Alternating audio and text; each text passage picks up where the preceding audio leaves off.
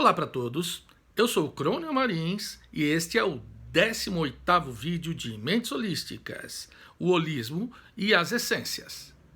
Bem, você provavelmente já usou essa palavra, né? Essência ou os derivados dela, essencialmente.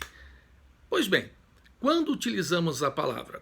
Quando queremos dizer que algo tem uma característica muito importante, que define este algo.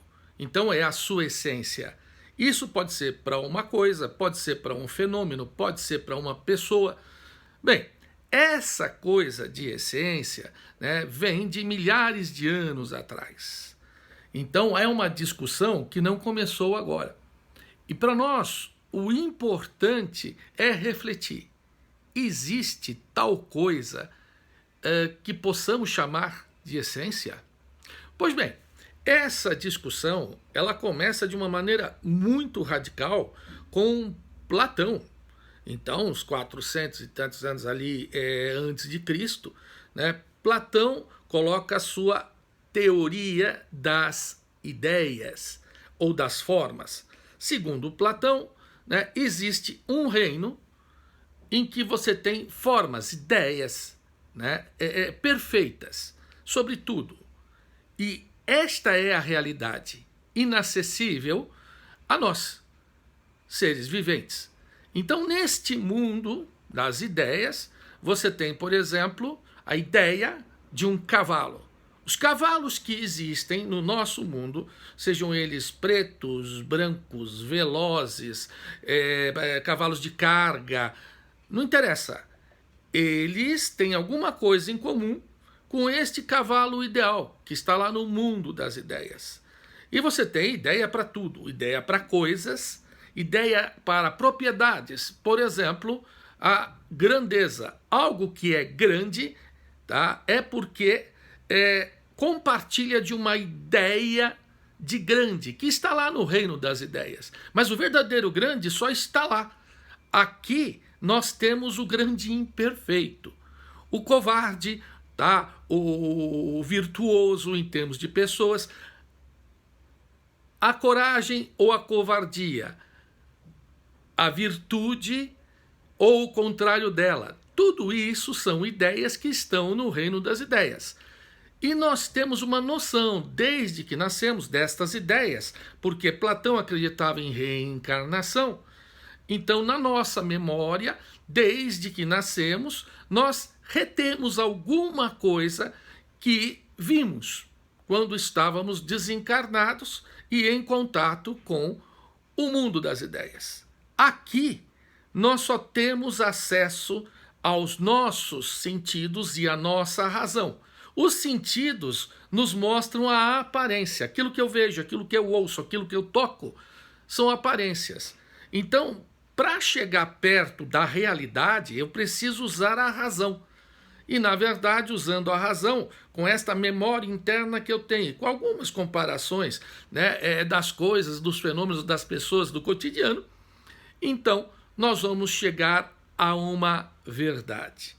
Mas lembrando que a realidade mesmo, ela está no mundo inacessível para nós pelos sentidos e somente pela razão nós podemos chegar perto desse mundo perfeito. Então, neste caso, é a primeira grande explicação essencialista que encontramos na história aqui da filosofia. Aí vem Aristóteles. Aristóteles é discípulo de Platão, né? Mas Aristóteles discorda de Platão. Né? Mas para Aristóteles existe sim, né? É possível chegarmos à essência das coisas, mas através dos sentidos, da observação. Por isso que para alguns aí, não são poucos, Aristóteles é o primeiro grande cientista. E Aristóteles diz algo interessante. Veja só. A verdade é dizer daquilo que é, e daquilo que não é, que não é. Parece óbvio, não? Porque falar de uma coisa tão simples, né? Verdade é dizer das coisas o que elas são, né? E também o que elas não são. Mas isso é fácil. Então, essa discussão que começa ali com Platão e Aristóteles não se resolveu até hoje. Aristóteles, por exemplo, ele vai separar as propriedades, as afirmações sobre as coisas em duas possibilidades, né? As acidentais e as essenciais. As acidentais são aquelas que podem ou não existir numa coisa, enquanto as essenciais, elas precisam existir. Por exemplo, o ser humano, né? Então nós temos seres humanos brancos, negros, loiros, de olhos azuis, seres humanos baixos, altos, mas todos vivos. Então a vida é algo essencial para um ser humano. Enquanto essas outras características, eu só citei algumas físicas, mas existem as mentais, as de caráter, né, são acidentais. Alguns seres humanos são isto ou aquilo, outros não. Pois bem, não é fácil, é muito difícil a gente pensar nas características e dar a certeza que são essenciais. Ou seja, que em todas as épocas, em todos os lugares, ou como se diz filosoficamente, em todos os mundos possíveis em que existisse aquela coisa ou aquele fenômeno, tal ou qual característica é essencial, precisa estar no fenômeno. Bem, querem exemplos? Tá bom, vamos começar por um muito simples, uma mesa. Qual é a essência de uma mesa? Bem, o material pode ser de madeira, pode ser de plástico, pode ser de pedra. Não, com certeza não é a essência da mesa o material do qual ela é feita. A forma, bem, eu posso ter mesas quadradas, triangulares, ovais, redondas, também não. A utilidade da mesa, bem, a mesa pode ser útil para que nos sentemos ao redor dela para conversar, para comer, mas a mesa pode ser apenas o suporte de um vaso de flores, por exemplo. Então a utilidade parece não ser o essencial da mesa, né? E se você acha que já viu tudo sobre mesa e consegue reconhecer uma mesa em qualquer lugar, veja isso. Mas o que seria isso? Uma sirene tamanho família? E com essas garras? Uma armadura do Dr. Octopus, o inimigo do Homem-Aranha? Assim, com esses pratos e copos, eu já posso até imaginar um grupo de amigos sentados ao redor, petiscando, bebericando e conversando sobre ficção científica ou alta tecnologia. Bem, eu agradeço ao meu sobrinho, o designer Gabriel Marins, por materializar em desenho a ideia dessa geringonça. Se você encontrasse uma estrutura dessas na rua, você não ia imaginar que está se tratando de uma mesa. Mas se tivermos muitas estruturas destas num bar temático, pode ser entendido como mesa. Então isso depende do contexto em que você olha a coisa. Então complicou um pouco mais. E se isso é complicado para a mesa, imagina para uma coisa mais abstrata, como o conceito de virtude ou de justiça. Imagina uma expressão como um bom amigo. O que é um bom amigo? Aqui nós temos duas coisas para serem definidas: amigo e bom. Há alguns que dizem que o bom amigo é aquele que está com você nas dificuldades, o que complica mais ainda. Eu, por exemplo, então não quero saber quantos bons amigos eu tenho, porque isso implicaria eu estar em dificuldade, correto? Bem, e aí nós chegamos à conclusão de que falar de essência é muito complicado. E o holista? Para um holista é pior ainda, porque imagine, vamos olhar pelo lado do holismo ontológico, aquilo que se refere ao ser da coisa.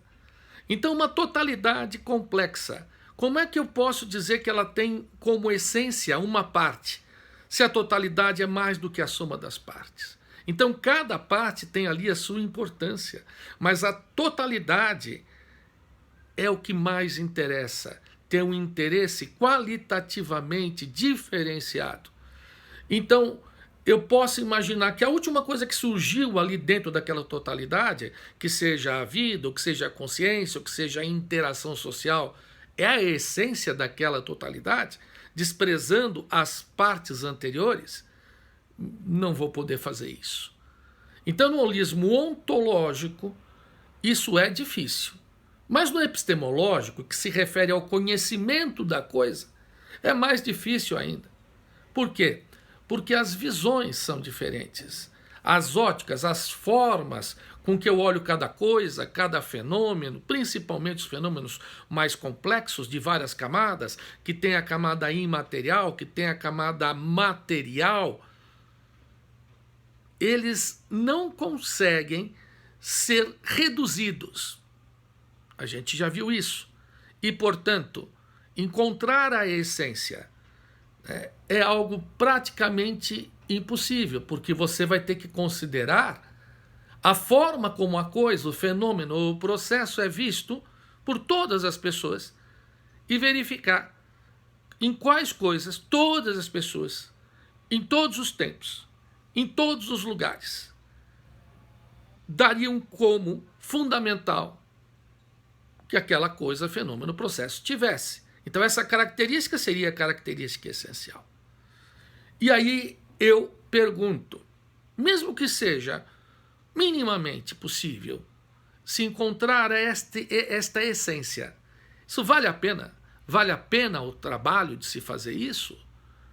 Ou, holisticamente falando, nós temos que, dado um contexto, estabelecer quais os pontos importantes, quais aqueles que devem receber os maiores pesos na nossa observação, na nossa análise, para a compreensão do fenômeno.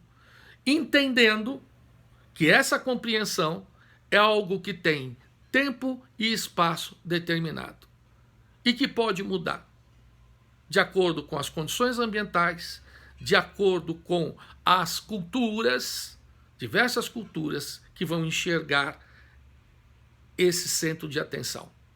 Então, para o holista, a essência é algo não primordial, é algo secundário. Então, terminamos o nosso vídeo por aqui. E no próximo, falaremos de uma característica importante, para ser analisada sob a perspectiva holística. O sentido, a finalidade, a razão das coisas e, em especial, o sentido da vida. Até lá, então, se inscrevam no canal. Prazer em ter você aqui novamente. Até lá.